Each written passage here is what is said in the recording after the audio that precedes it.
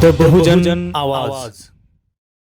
दारव्हा नगर परिषदेची रंधमाडी जोरात सुरू आहे। आपण पाहतो आहे की नगराध्यक्ष पदासाठीची शर्यतीचे प्रयत्न सर्वांचे चालू आहे।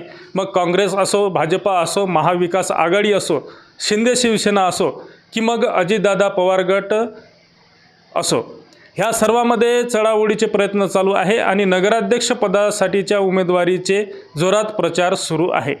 ह्याच दरम्यान आपण आज भेटणार आहोत अजितदादा पवार गटाचे राष्ट्रवादीचे नगराध्यक्ष पदासाठीचे असलेले उमेदवार सलीम सोलंकी यांच्याशी।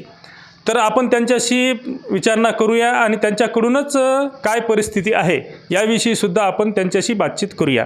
भाऊ, आपलं स्वागत आहे आमच्या चॅनलमध्ये। सर्वात पहिले दारव्हाची सर्व जनतेला हात जोडून नम्र विनंती आहे, तुम्हाला माझा नमस्कार आहे। तर आम्ही पाहतो आहे की दारव्हा नगर परिषदेची रंधमाडी सुरू झालेली आहे आणि ह्यातच जर आपण नामांकन अर्ज भरला आणि नामांकन अर्ज दाखल केला तर हे संपूर्ण निवडणुकीचे चित्र एकूणच बदललेले आहे आणि या निवडणुकीमध्ये भाजप असो, काँग्रेस असो, महाविकास आघाडी असो आणि शिंदे शिवसेना असो आणि आपली अजितदादा पवार गट असो, यामध्ये चौरंगी लढत होताना दिसत आहे। तर प्रचारासाठी आपण स्वतः फिरत आहात, जनतेमध्ये जात आहात, तर आजची परिस्थिती काय आहे, काय सांगाल? मला दारव्ह्यातील सर्व जनतेचा आशीर्वाद मिळत आहे। हिंदू मुस्लिम सर्व माझ्या सोबत आहेत। 100% माझा निवड येण्याची निश्चित आहे। मला सर्व हिंदू समाजाचा आशीर्वाद आहे। तर आम्ही पाहतो आहे की एकीकडे काँग्रेस असो, राष्ट्रवादी असो किंवा मग भाजप असो किंवा मग शिंदे शिवसेना असो, ज्यानंतर आपण उमेदवारी अर्ज दाखल केला तर हे निवडणुकीचे एकूणच चित्र बदलले। मग काँग्रेस आणि राष्ट्रवादी आणि मग भाजपा आणि शिंदे शिवसेना, तर यामध्ये आपलं पारडं जड होत असल्याचं असं जनतेमधून सूर निघत आहे। आपल्याकडे मुस्लिम वोटांचा गट्टा असल्याची चर्चासुद्धा जनतेमध्ये चालू आहे, शहरामध्ये चालू आहे। तर आपण जनतेमध्ये प्रत्यक्ष फिरत आहात, काय सांगाल? माझ्यासोबत जसा मुस्लिम समाज आहे त्याच्याच बरोबर माझ्यासोबत हिंदू समाज आहे। त्याचं कारण असं आहे की मी दारव्ह्याचा एक व्यापारी आहे। व्यापारी असल्यामुळे माझे सर्वांशी संबंध आहे आणि माझं एक क्लीन पॉश काम आहे। मी कोणत्याच प्रकारचा करप्शन करणारा व्यक्ती नाही आहे। माझी छबी सर्वांजवळ माहीत आहे, त्यामुळे माझ्यावर सर्वांचा विश्वास। मी जर पूर्ण गावामध्ये मला सर्व समाजाचा आशीर्वाद मिळत आहे। प्रत्येक जातीचा माणूस माझा सहकार्य मला करत आहे।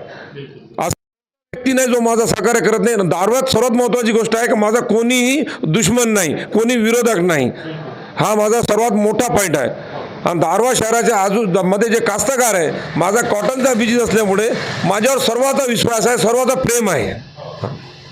तर आपल्यासोबत इतर नगरसेवक पदाचे सुद्धा उमेदवार आहे, तर त्याची काय एकूण परिस्थिती? सर्व जितके आम्ही नगरसेवक दिलेले आहे 100% निवडून येण्याची त्यांची खात्री आहे।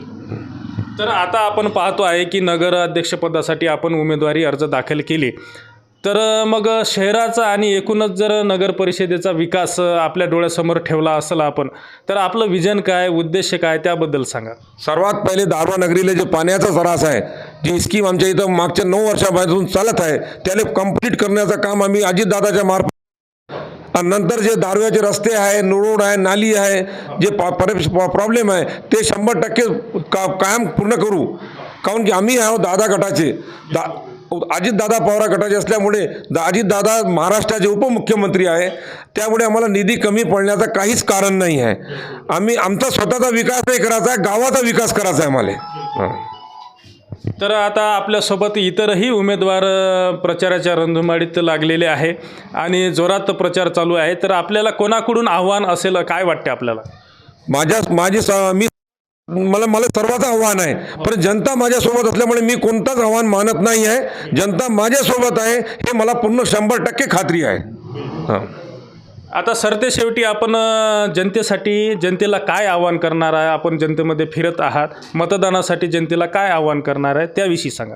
एक वेळा माझ्यावर 100% तुमच्या विश्वासाचा तळा बसणार नाही। जे काम अटकलेले आहे, विकास आहे, ते 100% पूर्ण करू आम्ही। माझ्यावर एक वेळा विश्वास करा। मी 2006 ते 2012 पर्यंत नगर परिषदचा उपाध्यक्ष राहिलेला आहो। मी जे कार्य केलेलं आहे जनतेला माहीत आहे। मी लोकांसाठी करतो. मी हिंदू मुस्लिम समाजात असल्यावर बी मी दारवा नगर परिषदची मराठी शाळा सेमी इंग्लिश करण्यासाठी जेवढे प्रयत्न करायचे होते ते 100% केले. स्वर्गीय उबाळकर साहेब माझ्यासोबत होते, त्यांनी मला खूप सहकार्य केलं. मी त्यांना खूप सहकार्य करून ते दारवा नगर परिषदची मराठी शाळा क्रमांक 2 ही सेमी इंग्लिश केलेली आहे. आज दारवा यवतमाळ जिल्ह्यामध्ये सर्वात टॉपची तिथं आज मुलाला ॲडमिशन करण्यासाठी वेटिंगवर राहावं लागते. मी जर माझा जर शब्द खोटा असेल तर तुम्ही नगर परिषद शाळेमध्ये जाऊन विचारपूस करू शकता. आणि माझा कॅरेक्टर काय आहे तुम्ही दारवा नगर परिषदेच्या प्रत्येक कर्मचाऱ्याला विचारू शकता. मी कोणत्याच प्रकारचा जीवनात करप्शन केलेला नाही, पुढं करणार नाही, ही 100% खात्री देतो. मी घरचा खूप सुखी आहे, मला कोणत्याच प्रकारच्या करप्शनची गरज नाही. हां, तर यांनी सांगितलेलं आहे की माझा जो पूर्वीचा कार्यकाल आहे ते सुद्धा तपासून पहा. पूर्वीच्या कार्यकालात सुद्धा मी भरपूर कामे केलेली आहे आणि नगर परिषद शाळा क्रमांक 2चं सुद्धा त्यांनी उदाहरण दिलेलं आहे. ते सुद्धा सेमी इंग्लिश करण्याचा प्रयत्न मी केला आणि माझा फार मोठा पुढाकार त्यामध्ये होता. आणि एकूणच जर मी निवडून आलो आणि जनतेनं मला निवडून दिले तर दारवा शहराचा चेहरा मोहरा बदलून टाकू, संपूर्ण विकास करू, पाण्याचा प्रश्न सोडू आणि इतरही सर्व जनतेचे कामे करू. कारण निधीची कुठल्याही प्रकारची कमतरता भासणार नाही. अजितदादा पवार शासनामध्ये बसलेले आहे अशा प्रकारचं सुद्धा त्यांनी सांगितलेलं आहे. आणि कुठल्याही प्रकारचा मी भ्रष्टाचार करणार नाही. जर भ्रष्टाचार केला तर त्याच क्षणी मी राजीनामा देऊन टाकेल असं सुद्धा जनतेला स्पष्ट सांगितलेलं आहे. आणि जनतेला सुद्धा त्यांनी आवाहन केलेलं आहे की माझ्यासोबत जे नगरसेवक पदासाठी जे उमेदवार आहे त्यांना सुद्धा निवडून द्या आणि आम्हाला सर्वांना निवडून द्या. आम्ही आपल्या दारवा शहराचा संपूर्ण चेहरा मोहरा बदलून टाकू. काय म्हणतात सर? आमच्या दारवा नगर परिषदेचं जे इलेक्शन चालू आहे चांगला एकदम खेळीमेळीच्या वातावरणामध्ये चालू आहे. जे लोक आम्हाला आमच्या विरोधात बी आहे तो ते आपला कार्य करत आहे, आम्ही आमचा कार्य करत आहोत. जनतेचं काम आहे, कोण चांगला आहे कोण वाईट आहे हे बघणं जनतेचं काम आहे. छबी पाहूनच जनतेने वोट द्यावे हे नम्रपणे दारवा जनतेला आव्हान आहे. तर एकूणच जे प्रचाराचं काम चालू आहे संपूर्णतः खेळीमेळीच्या वातावरणात चालू आहे अशा प्रकारचं सांगितलेलं. विरोधक असो किंवा सहकारी पक्ष असो संपूर्णतः आम्ही खेळीमेळीच्या वातावरणात शहरामध्ये फिरत आहोत आणि जनता जनार्दनच ठरवेल की कोण उमेदवार चांगला कोण वाईट आणि आम्हाला निवडून दिल्यानंतर आम्ही संपूर्णतः पारदर्शकता ठेवू अशा प्रकारचं सुद्धा त्यांनी स्पष्ट सांगितलेलं आहे. सदानंद खिल्लारे, द बहुजन आवाज, दारवा.